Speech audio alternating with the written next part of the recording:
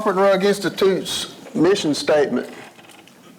The mission of the Carpet and Rug Institute is to educate customers and consumers, help advance technical initiatives, and advocate on behalf of the carpet manufacturing industry. This work is informed by science and guided by our commitment to integrity in everything that we do. So that's what our mission statement is to the industry and to the consumers out there that purchase our floor covering. And again, the Carpet and Rug Institute is a trade organization that represents flooring manufacturers that are members of the Carpet and Rug Institute. And that's most of the names that you know, Shaw, Mohawk, Engineered Floors, who else, Karen? Tarkett, yeah, Mannington. But anyway, so we basically, you know, when the flooring industry wants to make a change to one of our programs, we work with them, task groups, panels, to make that happen. So it's not just the CRI that's, hey, let's do this. It comes from the carpet manufacturers. So probably the biggest program that we have is called the Green Label Plus program. And these next few slides are attributed to that program. But basically, it's a program that was developed back in 1992. Introduced at that time was a Green Label certification program. And at that time, it tested carpet and adhesives for VOC, you know, off-gassing. So it was all created to make things safer for the consumer and to make the product that was being sold less odorous. And it's really done a great job over these last, 25, 33 years now. So in 2009, CRI launched the Green Label Plus program, which expanded compounds tested for emissions and introduced new testing protocols. So in 2014, Green Label and Green Label Plus certification programs were expanded to include cushion. So the three different product groups that are tested: carpet, adhesives, and cushion. 2015, the GLP program underwent revisions to align with ISO 17025. And we pursued a third-party accreditation for the program through ANSI. And we just recently had we have an audit once a year with ANSI coming in and going through our quality system for the Green Label Plus program. And it's always a big deal. We have to get ready for it. And I'll tell you here in just a minute about that. 2017, has anybody ever heard of CDPH? Inspection is the first thing you do before you walk into the door. You take a look and see what's going on, what do you got to do, and that sort of thing. Actually, assessment is what you have to do, and then evaluation is how you're going to do it or how much it's going to cost. So, if you don't mind me reading, because I don't have the little screen in front of me here, like a fancy place would have. Inspection is an action to review physically or visually, careful examination or scrutiny of something, in this scenario in reference its flooring products, in relation to maintenance, procedures, product, and equipment used, and causations of failures. That's a long one. Assessment is an action that includes making a judgment about something to a specific conclusion, to usage, continued performance, extent of damage concerning future service life, and performance to expectations. An evaluation is the action of making a judgment about the value as monetary value for something, as the cost of replacement or existing value as is.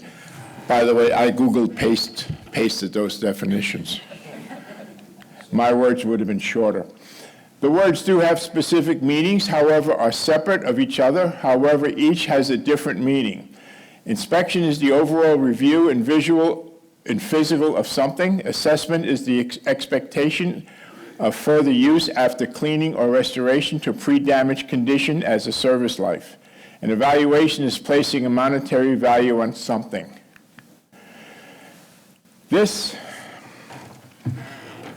is a country club in Miami on an island that's 100 years old. The carpet is 2 years old. This is the men's locker room. This is a print, one of them new fancy prints. And I was sent there by the dealer because they were embarrassed because of that. Okay. And my job was to find out why this was going on. So, to the right of the photograph, this is where I'm using the 3 words that I just talked about. To the right of the photograph are 2 big doors to the central open patio where they have their functions, because this place is only open during the winter. It is closed for 6 months of the year. Anybody ever hear of Indian Creek Country Club? That's what this is. And to the left are staircases going downstairs to the bar. Going this way goes down to the previous photograph, which was the locker room.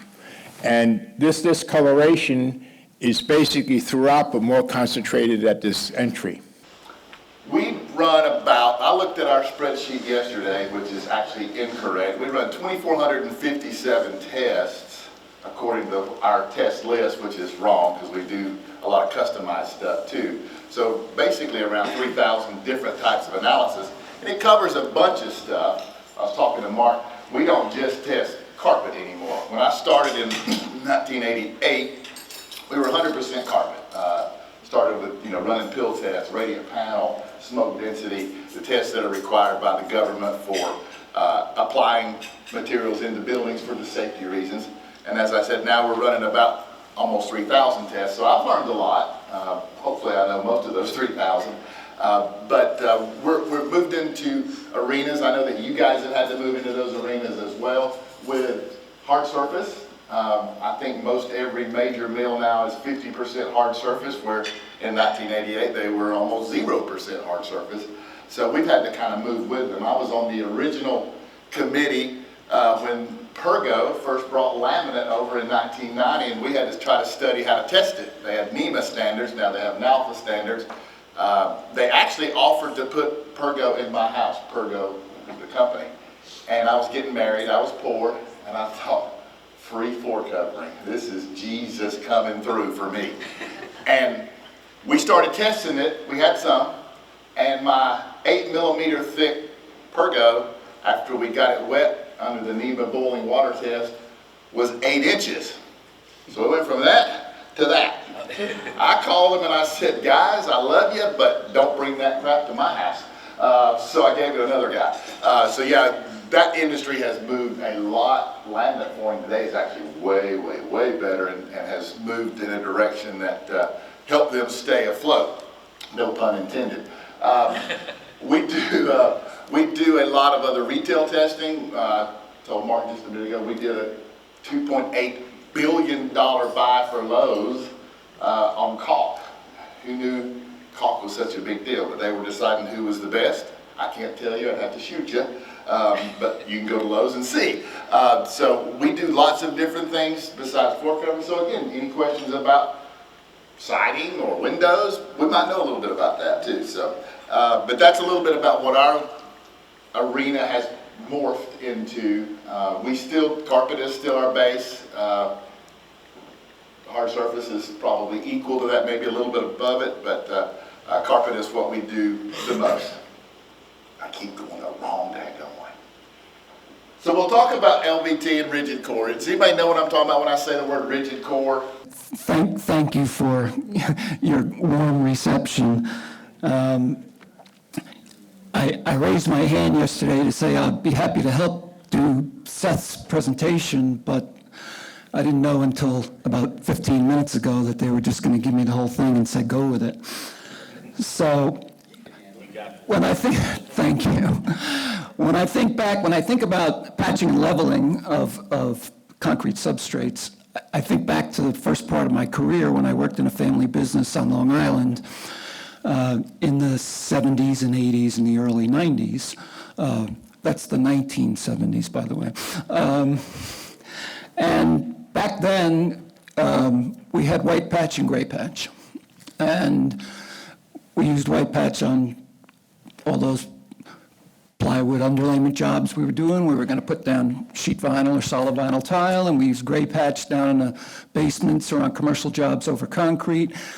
My brother, who's a very gifted, resilient installer, used to really complain about the gray patch. It's so sandy, oh man, and if you had a really bad floor, you had to do 3 coats. Sometimes it would take 2 or 3 days to get it prepped right because it took forever to dry. And fast forward a few years after that, and it's an Ardex presentation, so I can maybe name names. I'm always trying to be generic and not, but products like Feather Finish came out, and they spread like butter that's been on the counter all day in July. And so, man, we could have used that back in the day. And then self-leveling became a thing. And I thought of my brother immediately. I said, man, imagine if you had that. You could have just poured that floor and been installing the same day instead of taking 4 days to prep the job. And when I think about Ardex, I go back to the part of my career when I was deeply involved. I'm still a longtime member and starting to get back involved in FCICA a little bit. But back when I was up to here in it, there's a gentleman named Bruce Newborough that was on the board with me when I was chairman. And one of the really most helpful, knowledgeable, supportive people that I ever worked with, and unfortunately passed away far too young, so I'm thinking about him today. And that was about the time I met Seth, early 2000s, and just a real pro. And when I heard he couldn't make it today, I was sad just because I like to see him. So, as Mark said, bear with me. I don't know what we're doing here, but I know a thing or two about floor prep, so we'll try to get through it.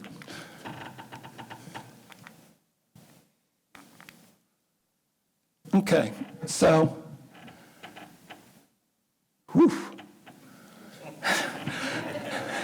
so some of the issues that we run into, I mean, I'm seeing the slide up here about slab curl, and so that's a subject that at the Synergy convention last month we started to hear some conversations about, and concrete slabs naturally are going to curl, and you see a brand new slab right after it's been placed and finished. It looks perfect. They measure the flatness using the FF method and get the floor nice and flat, and the concrete crew. This is strictly just to give you something to think about. What do you see there? Okay. And this is when I talk? Yes, sir. Now, Mark's going to read what we're supposed to see, but look at it and think about, look at it closely, and what do you really see? Mark? Do you see ducks or rabbits? The ambiguous image above features both. The animals share the same features, but depending on which one you perceive, you'll see a duckbill or rabbit ears on the left of each design. Our brains interpret information from just a few clues, so we don't see both animals at the same time.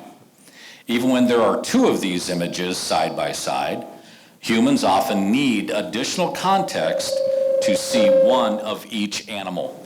See, if you look at this, if you look at both of them, you're going to see the ducks nearly every time. If you concentrate on one, you see the rabbit. Because the rabbit, you can see its nose, its little head and eyes, and that's its ears, it's kind of looking up. But if you look at them both, you normally see the ducks. We have a lot of this on flooring issues based on an optical illusion of what you're looking at. So a lot of time using a ruler, putting markers down, number placards, cones, draws your eye and your photograph to more what you're wanting to see and show. You mean things like this, Will? Oh, like this wonderful IICRC pointy thingy. These arrows work great. It's a pointy thingy. what do we see here? What do you see? What are you looking at? Looks like the lines have a bit of a curvature to them, don't they? Mark? The herring illusion features two straight vertical lines that appear to bend. This is a type of geometrical optical illusion. German psychologist Ewald Hering first reported the illusion in 1861, according to Oxford Reference. Hering's explanation for why the two parallel lines appear to bend outwards was that our brains overestimate the angle made at the points of intersection between the red lines and the radiating blue lines. Our brains may also be trying to visually predict the future when we see an image like this, because there's a lag between when light hits the retina and when our brain perceives that light. In this case, the lines converge on a vanishing point at the center of the spokes, which makes our brains think we're moving forward, and so they try to predict what's going to happen next.